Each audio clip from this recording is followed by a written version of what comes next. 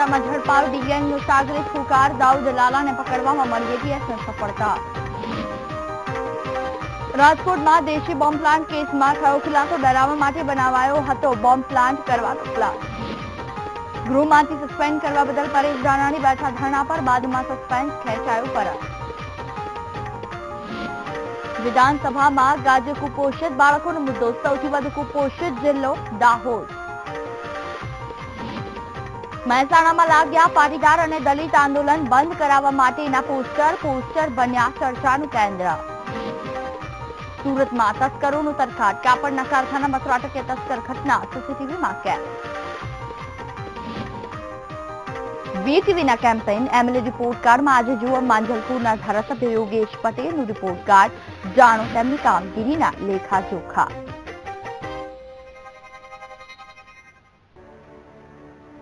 નમસ્કાર, VTV news સાથે હું છું જુહી। સૌથી પહેલા વાત મહેસાણામાં ગુજરાતના વિવિધ આંદોલનો બંધ કરવા મામલે પોસ્ટર લાગ્યા છે, જેના કારણે પોસ્ટરનો મુદ્દો ટોક ઓફ ધી ટાઉન બન્યો છે। શહેરના બિલાડીબાગ વિસ્તારમાં કોઈએ પોસ્ટર લગાવ્યા છે, જેમાં પાટીદાર આંદોલન બંધ, દલિત આંદોલન બંધ અને ઠાકોર આંદોલન બંધના પોસ્ટર લાગ્યા છે। આ પોસ્ટર્સ કોણે લગાવ્યા છે તેને લઈને કોઈ જાણકારી નથી, ત્યારે સૌ કોઈમાં ચર્ચા જાગી છે કે આખરે પોસ્ટર્સ કોણે લગાવ્યા।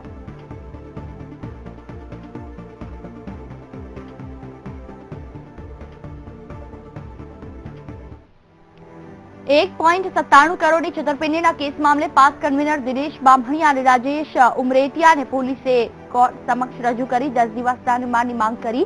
જો કે કોર્ટે આરોપીઓના 3 દિવસના રિમાન્ડ મંજૂર કરતા પોલીસે વધુ તપાસ તેજ કરી છે। ઉલ્લેખનીય છે કે છેતરપિંડી કેસ મામલે પાસ કન્વીનર દિનેશ બામણિયાની ધરપકડ કરાઈ હતી। દિનેશ બામણિયાના બનેવીએ અને તેના દેના બેંકના કર્મચારીઓએ ફરિયાદ નોંધાવી હતી। બામણિયાએ 18 જેટલા ખોટા ચેક ઉભા કરી સગા અને બનેવી સાથે છેતરપિંડી કરી હતી। કોર્ટમાં દિનેશ બામણિયા, રાજેશ ઉમરેટિયાના રિમાન્ડની માંગ કરવામાં આવી છે। મહત્વનું છે, પોલીસ દ્વારા 10 દિવસના રિમાન્ડની માંગ કરાઈ છે। બ્રેકિંગ ન્યૂઝ મળી રહ્યા છે। હાલ કોર્ટે 3 દિવસના રિમાન્ડ મંજૂર કર્યા છે અને આ 3 દિવસ દરમિયાન તેના દ્વારા 1.97 કરોડની છેતરપિંડી આચરવામાં આવી છે તેને લઈને પણ સવાલો પૂછવામાં આવશે। આ વિશે વધુ વાતચીત કરવા માટે અનિરુદ્ધ અમારી સાથે ફોન લાઈન પર જોડાઈ ગયા છે। અનિરુદ્ધ, વાત કરવામાં આવે તો જે રીતે દિનેશ બામણિયા, રાજેશ ઉમરેટિયાના રિમાન્ડની માંગણી કરાઈ, 3 દિવસના રિમાન્ડ મંજૂર કરાયા છે, શું માહિતી? બીજું ખાસ કરીને જો રાજકોટની વાત કરવામાં આવે તો રાજકોટના દિનેશ બામણિયા સામે 13 કરોડોની છેતરપિંડીનો જે આખો મામલો હતો, ભક્તિનગર પોલીસે ગઈકાલે આબુમાંથી તેની ધરપકડ કરી હતી। તેઓને આજે 10 દિવસના રિમાન્ડ સાથે કોર્ટમાં રજૂ કરવામાં આવ્યા હતા, પણ કોર્ટે તેને 3 દિવસના રિમાન્ડની મંજૂરી આપી છે। જી બિલકુલ, તમામ જાણકારી બદલ આભાર અનિરુદ્ધ।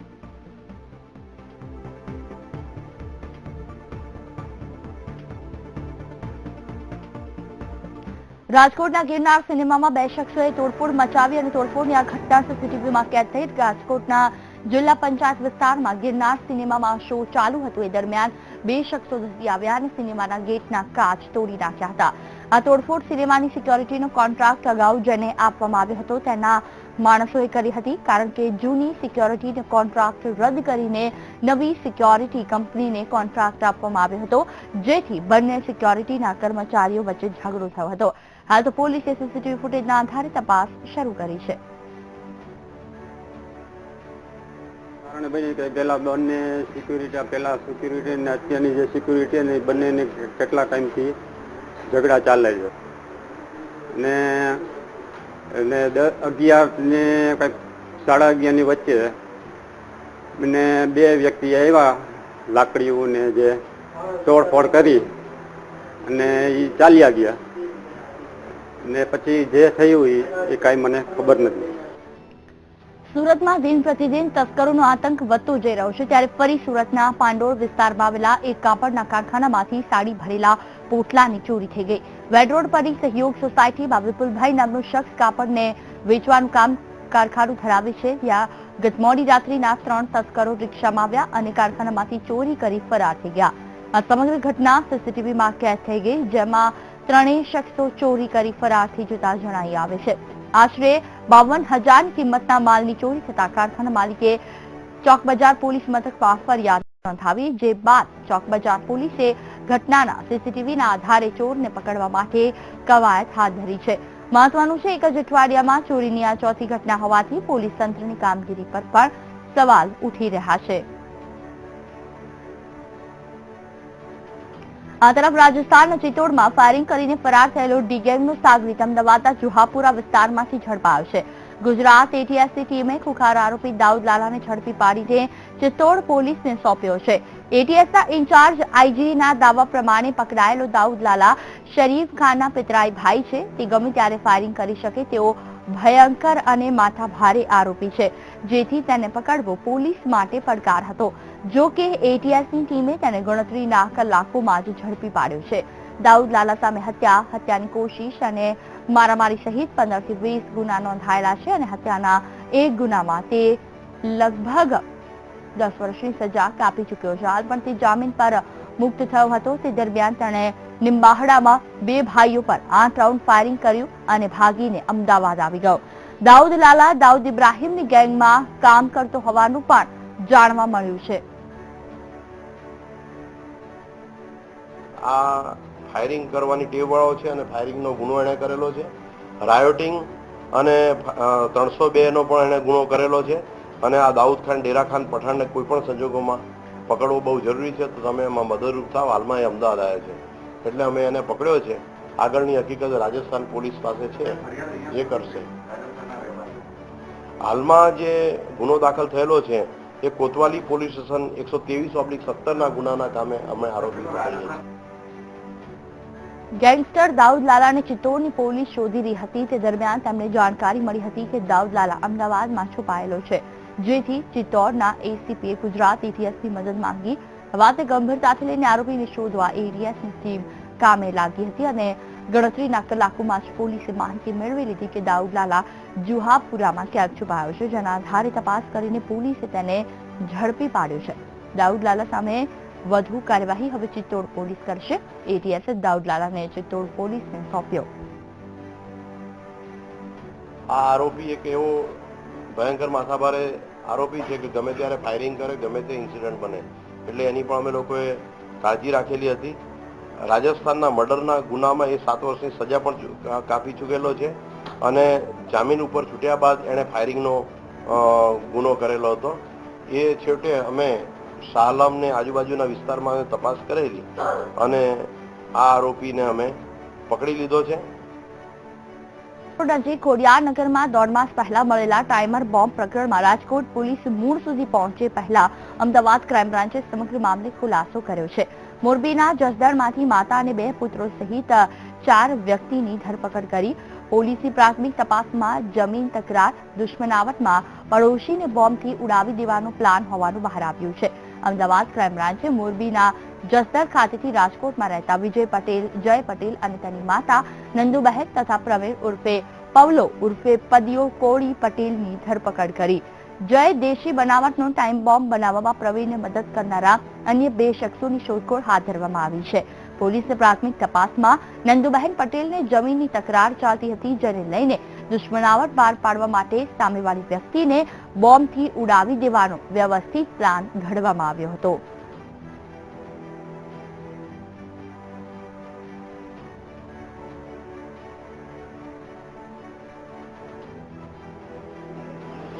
આ એક જિલેટિન ટ્યુબ્સ, ડિટોનેટર, બેટરીઝ, એ બધું વિગતો જોતા કોઈ આતંકવાદી કૃત્ય હોય એવું પ્રાથમિક દ્રષ્ટિએ જણાતું હતું. એટલે એ દિશામાં તથા બીજો કોઈ બનાવ બન્યો છે કે કેમ એ દિશામાં તપાસ જારી કરવામાં આવેલી. રાજકોટ પોલીસ દ્વારા જે મહેનત કરવામાં આવેલી તેની સાથે સાથે સિટી ક્રાઇમ અને એન્ટી ટેરરિસ્ટ સ્ક્વોડના અધિકારીઓ પણ એમની મદદમાં રહેલા હતા અને સમગ્ર ગુજરાત રાજ્યની અંદર આ બાબતે ઊંડાણપૂર્વકની તપાસ અમે લોકોએ હાથ ધરેલી હતી. અમરેલીના કોંગ્રેસના ધારાસભ્યને વિધાનસભા સત્ર પૂરું ન થાય ત્યાં સુધી સસ્પેન્ડ કર્યા બાદ તેઓ પ્રતિક ઉપવાસ પર ઉતર્યા હતા, જે બાદ વિધાનસભાના અધ્યક્ષે તેમનું સસ્પેન્શન રદ કર્યું છે. પરેશ ધાનાણીએ આક્ષેપ કર્યો હતો કે ગુજરાત વિધાનસભામાં લોકશાહી મરી પરવારી છે. ભાજપના શાસકો સત્તાના જોરે સત્યને ગળે ટૂંપો આપવાનો પ્રયત્ન કરી રહ્યા છે અને સાચા વાતોનો સવાલ પૂછનારા લોકોને સસ્પેન્ડ કરવામાં આવે છે. પરેશ ધાનાણીએ પોતાને કેમ સસ્પેન્ડ કર્યા હતા તેનો ખુલાસો કરતા કહ્યું છે કે કોડીનાર તાલુકાના 4 ગામોમાં સરકારી જમીન કરોડો રૂપિયામાં સીમર પોર્ટ લિમિટેડ કંપનીને વેચી મારવામાં આવી છે અને તે અંગેનો ગીર સોમનાથ કલેક્ટરને ખાનગી અહેવાલ પોતાની પાસે હોવાથી સરકારને ભ્રષ્ટાચાર ખુલ્લો પાડવાનો ભય હતો.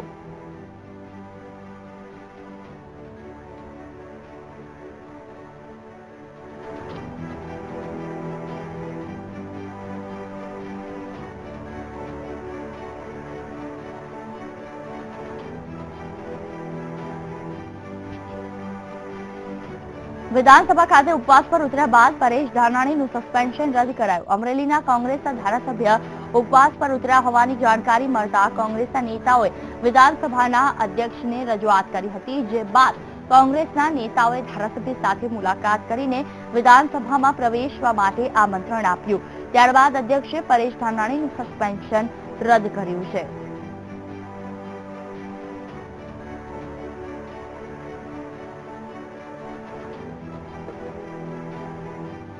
અમરેલીના ધારાસભ્ય પરેશ ધાનાણી ઉપવાસ પર ઉતરતા કોંગ્રેસના નેતાઓને ધારાસભ્ય તેમને મળવા માટે પહોંચ્યા, જ્યાં શંકરસિંહ વાઘેલાએ તેમને મનાવી વિધાનસભામાં પરત ફરવા માટે કહ્યું. સાથે જ વિધાનસભાના અધ્યક્ષ સસ્પેન્શન રદ કરવાની રજૂઆત પણ કરાઈ છે.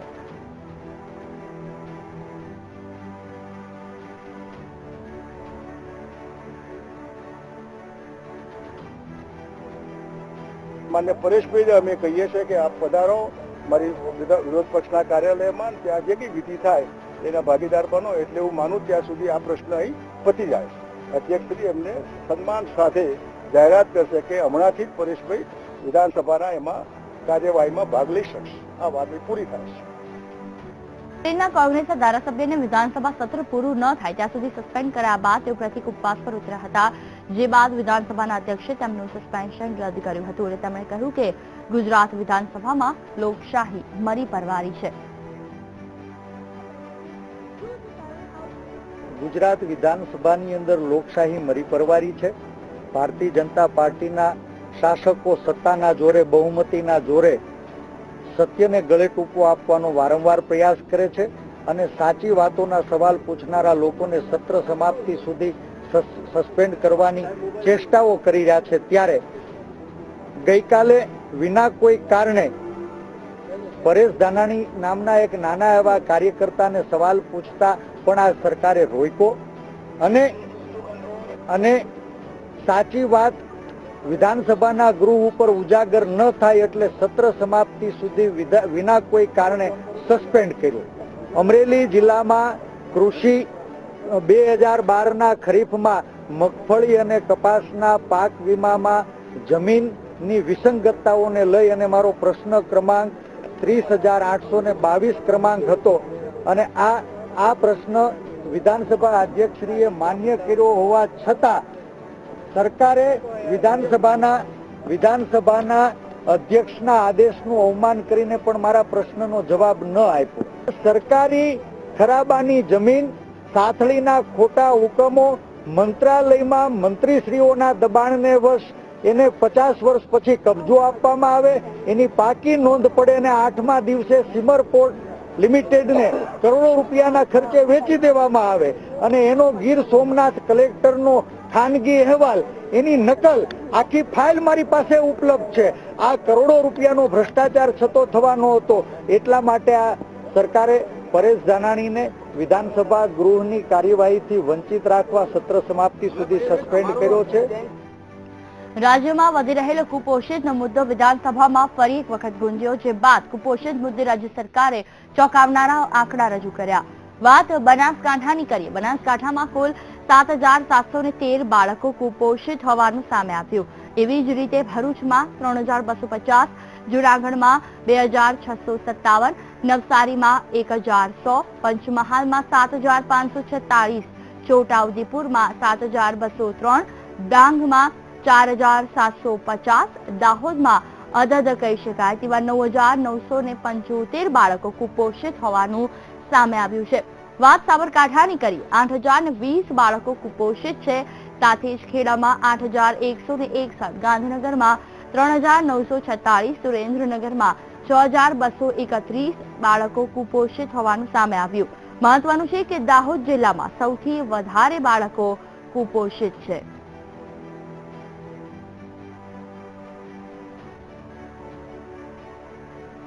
ચૂંટણીની કામગીરી સોંપવા બાબતે શિક્ષણ વિભાગને પત્ર લખતા વહેલી વિધાનસભાની ચૂંટણીના સંકેત જણાઈ રહ્યા છે. 21મી માર્ચે શાળા, કોલેજ અને શૈક્ષણિક તેમજ બિન શૈક્ષણિક સંસ્થાને પત્ર આપવામાં આવ્યો. સ્ટાફની કામગીરી સુનિશ્ચિત કરવા માટે ચૂંટણી વિભાગ દ્વારા રાજકોટ કલેક્ટરને પત્ર પાઠવ્યો હતો.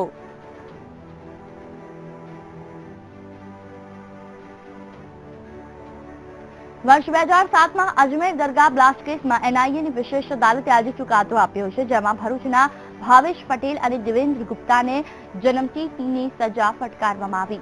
આ કેસમાં અજમેરની વિશેષ કોર્ટમાં જજ દિનેશ ગુપ્તાએ દેવેન્દ્ર ગુપ્તા, ભાવેશ પટેલ અને સુનિલ જોશીને ગુનાહિત કાવતરું ઘડવા બદલ અને ધાર્મિક લાગણી ભડકાવવા બદલ દોષી ઠેરવ્યા. જ્યારે સ્વામી અસીમાનંદ સહિત હર્ષદ સોલંકી, લોકેશ શર્મા, મેહુલ કુમાર, મુકેશ વસાણી, ભરત અને ચંદ્રશેખરને શંકાનો લાભ આપી દોષમુક્ત કર્યા છે. મહત્વનું છે કે અજમેર બ્લાસ્ટ કેસમાં અન્ય આરોપી સંદીપ ડાંગે, રામચંદ્ર, સુરેશ નાયર અને અમિત ઉર્ફે પ્રિન્સ હજી પણ પોલીસ પકડથી ફરાર છે અને ભાગેડુ તમામ આરોપીઓને પોલીસે 10 લાખનું ઇનામ જાહેર કર્યું છે. મહત્વનું છે કે આ કેસમાં ફરિયાદ પક્ષે 450 દસ્તાવેજ રજૂ કર્યા, જ્યારે બચાવ પક્ષ દ્વારા માત્ર 38 દસ્તાવેજ રજૂ કર્યા હતા. આ કેસમાં 149 સાક્ષીઓના નિવેદનો નોંધવામાં આવ્યા હતા, જેમાંથી 26 સાક્ષીઓએ કોર્ટમાં તેમનું નિવેદન બદલી નાખ્યું હતું.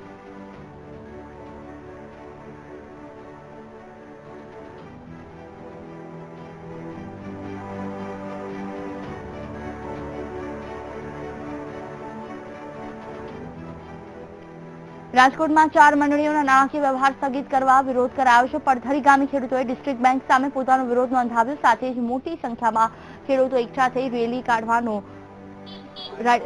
કાઢી પોતાનો રોષ પ્રગટ કર્યો હતો. મહત્વનું છે કે અર્ધનગ્ન હાલતમાં તમામ ખેડૂતોએ રેલી કાઢી સૂત્રોચ્ચાર કર્યો હતો ડિસ્ટ્રિક્ટ બેંકની સામે અને જે નાણાકીય વ્યવહારો બંધ થયા છે તેને ફરીથી ચાલુ કરવા માટે માંગ કરી હતી.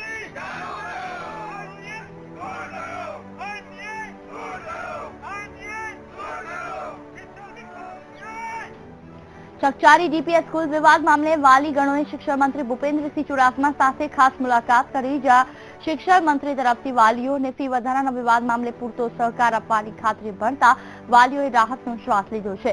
ઉલ્લેખનીય છે કે ડીપીએસ સ્કૂલ સંચાલકો દ્વારા ₹10,000નો ફી વધારો કરતા વિદ્યાર્થીઓ સહિત વાલીઓમાં રોષની લાગણી ભભૂકી ઉઠી, જેના ભાગ સ્વરૂપે વાલીઓએ શિક્ષણ મંત્રી સાથે ખાસ બેઠકનું આયોજન કરી પોતાની વ્યથા શિક્ષણ મંત્રી સમક્ષ મૂકી હતી.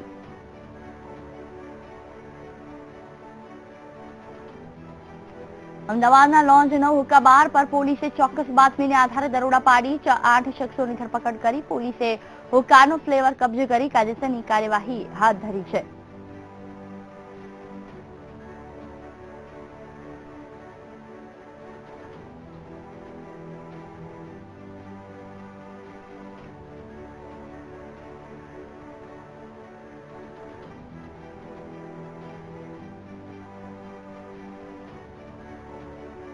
લોન્જ 9 હુક્કા બારમાં પોલીસે દરોડા પાડ્યા છે. મહત્વનું છે કે તેમાં કેટલાક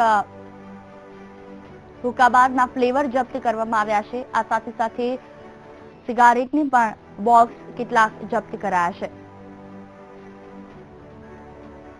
અમદાવાદ કોર્પોરેટર ઘર પર હુમલો કરનારા તમામ પાટીદાર યુવાનોને આજે સેન્ટ્રલ જેલમાંથી મુક્ત કરવામાં આવ્યા. મહત્વનું છે કે કોર્પોરેટર પરેશ પટેલે 14 પાટીદાર યુવકોના ટોળા વિરુદ્ધ ફરિયાદ નોંધાવી હતી, જે બાદ આ તમામની અટકાયત કરાઈ હતી અને મંગળવારે કોર્ટમાં રજૂ કર્યા હતા, જ્યાં કોર્ટે તમામ પાટીદાર યુવકોના જામીન મંજૂર કર્યા છે.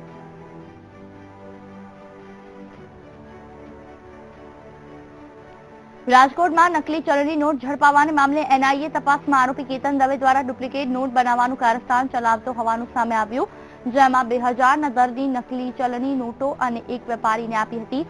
ફાઇનાન્સ નામથી ઓફિસ ચલાવતા કેતન દવે, શૈલેષ સહિત 6 શખ્સોએ રાજકોટના એક વેપારી પાસેથી આરટીજીએસ મારફતે નાણાં ટ્રાન્સફર કરી છેતરપિંડી આચરી. પોલીસે આરોપી કેતન દવેની કારમાંથી 3.92 કરોડ જેટલી મોટી રકમની ચલણી નોટ ઝડપી પાડી, જેને લઈ જેલમાં રહેલા આરોપી કેતન દવેની પૂછપરછ એનઆઈએની ટીમ દ્વારા કરવામાં આવી હતી.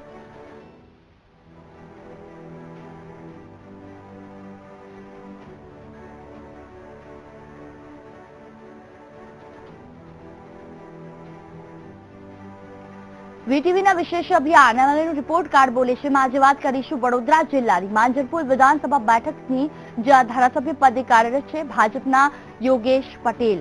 6 ટર્મથી ચૂંટાઈ આવતા એમએલએ પદે યોગેશ પટેલ કેવા કર્યા વિકાસના કાર્યો અને શું કહે છે જનતા, તેમના વિશે આવો જોઈએ. મહારાજા સયાજીરાવ ગાયકવાડની ભૂમિ એટલે વડોદરા. સંસ્કારી નગરીની છાપ ધરાવતા વડોદરા જિલ્લાની 10 વિધાનસભા બેઠકમાંથી મહત્વપૂર્ણ ગણાતી એવી માંજલપુર વિધાનસભા બેઠક પર ભાજપનો ભગવો લહેરાઈ રહ્યો છે. ત્યારે અહીંના ધારાસભ્યનો પરિચય જોઈએ. નામ યોગેશભાઈ નારાયણભાઈ પટેલ. પક્ષ ભાજપ. વિધાનસભા મત વિસ્તાર 66 માંજલપુર. વ્યવસાય ખેડૂત રાજકારણ. ઉંમર 71 વર્ષ. અભ્યાસ ધોરણ 10.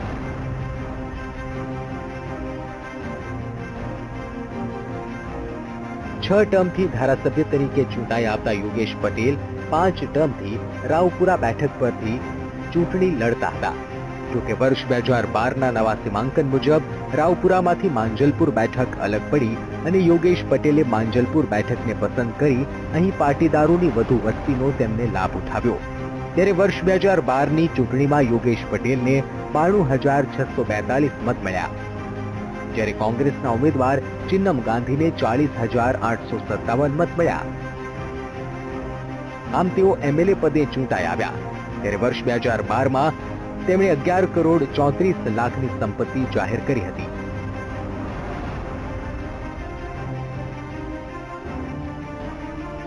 મને લાગે છે કે આખા ગુજરાતમાં જે ગ્રાન્ટના કામ છે એમાં મને કહેતા આનંદ થાય છે કે 300 થી ઉપર કામો દર વર્ષે લખું. નાનામાં નાના માણસની શું સમસ્યા છે એ જોઉં છું ને પછી એ કામગીરી પૂરી. વડોદરા શહેર સતત વિકાસની દિશામાં આગળ ધપતું શહેર છે અને માંજલપુર શહેરની મધ્યમાં આવેલો વિસ્તાર છે, તેથી શહેરીકરણ ઉડીને આંખે વળગે છે. ત્યારે યોગેશભાઈએ પોતાના મત વિસ્તારમાં રોડ, રસ્તા, પાણી અને ગટર લાઇનની સારી સુવિધા ઊભી કરાવી હોવાનો દાવો કર્યો છે. ત્યારે તેમના વિકાસના દાવા પર રાજકીય પ્રતિસ્પર્ધીઓનું શું કહેવું છે તે પણ સાંભળીએ. इसने कोई ऐसा बड़ा काम किया नहीं. ये कॉर्पोरेशन का हर साल का बजट आता रहता है, वो बजट के अंदर करने का होता है, मगर इसको सरकार से जो पैसा लाया है वो कहाँ यूज किया हम अभी मांगने वाले हैं. तो पब्लिक के सामने रखो, बराबर. वो नाटक करने के लिए इलेक्शन का पहले वो डिक्लेयर किया. તો આ તરફ યોગેશ પટેલનો દાવો છે કે તેમણે મનપા સાથે રહીને અનેક વિકાસના કાર્યો કર્યા છે. અહીંની અનેક સોસાયટીમાં તમામ પાયાની સુવિધાથી પોતાના મત વિસ્તારની કાયાપલટ કરી છે. ત્યારે એમએલએ પદે તેમને મળતી ગ્રાન્ટની વાત કરીએ તો વર્ષ 2012-13માં તેમને 50 લાખની ગ્રાન્ટ ફાળવાઈ હતી, જ્યારે વર્ષ 2013-14 થી વર્ષ 2016-17 સુધીમાં તેમને પ્રત્યેક વર્ષે 1 કરોડની ગ્રાન્ટ ફાળવાઈ હતી. અને તમામ ગ્રાન્ટની રકમ તેમણે વિકાસના કાર્યોમાં ખર્ચી હોવાનો દાવો કર્યો છે. તો બીજી તરફ 200 જેટલી વસાહતો એવી છે જેમાં લોકોને રસ્તા, પાણી અને ગટરની યોજનાનો લાભ મળ્યો ન હોવાથી બૂમો ઉઠી છે. ત્યારે એમએલએના વિકાસના દાવા પર જનતાનું શું કહેવું છે તે પણ સાંભળીએ. અમારા યોગેશભાઈ ધારાસભ્યએ કામગીરી છેલ્લા 6 ટર્મથી સારામાં સારી કામગીરી છે.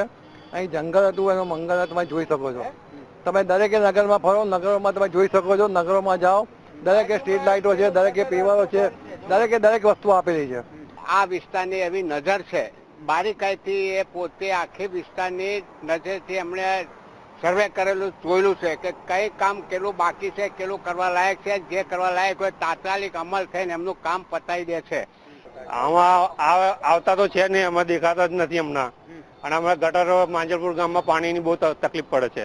પાણી હોય બહુ ઓછું આવે છે. હમણાં પાણી ફોર્સ જ નથી મળતો અને ગટર લાઈને અંદર બેસી જાય છે. તે ગટરના આઈન ભૂંગળા પડે છે, પણ કામગીરી કઈ ચાલુ છે નહીં હજુ. અમે તો જોયા જ નથી. અમને એ ક્યારે આવે છે એ જ ખબર નથી અમને. અમે અહીંયા જોઈ આખો દિવસ, પણ અમને જોવા જ નહીં મળતા. માંજલપુર વિસ્તાર મહાનગરપાલિકામાં આવતો હોવાથી કોઈ ખાસ યોજનાનો લાભ ધારાસભ્ય પાસેથી મેળવવાની નાગરિકોને જરૂર પડતી નથી અને ધારાસભ્યની કામગીરીને 10માંથી 6 માર્ક્સ આપીને તેમનું મૂલ્યાંકન કરે છે. ત્યારે પોતાના કાર્યોથી સંતોષ માનતા યોગેશભાઈને વધતી વયના કારણે ભાજપ આગામી સમયે ટિકિટ આપે છે કે અન્ય કોઈ યુવા ચહેરાને આગળ કરે છે તે પણ વિચારવા જેવી બાબત છે. વડોદરાથી માનુ ચાવડા સાથે અમદાવાદથી રાજ પરમાર, BTV ન્યૂઝ.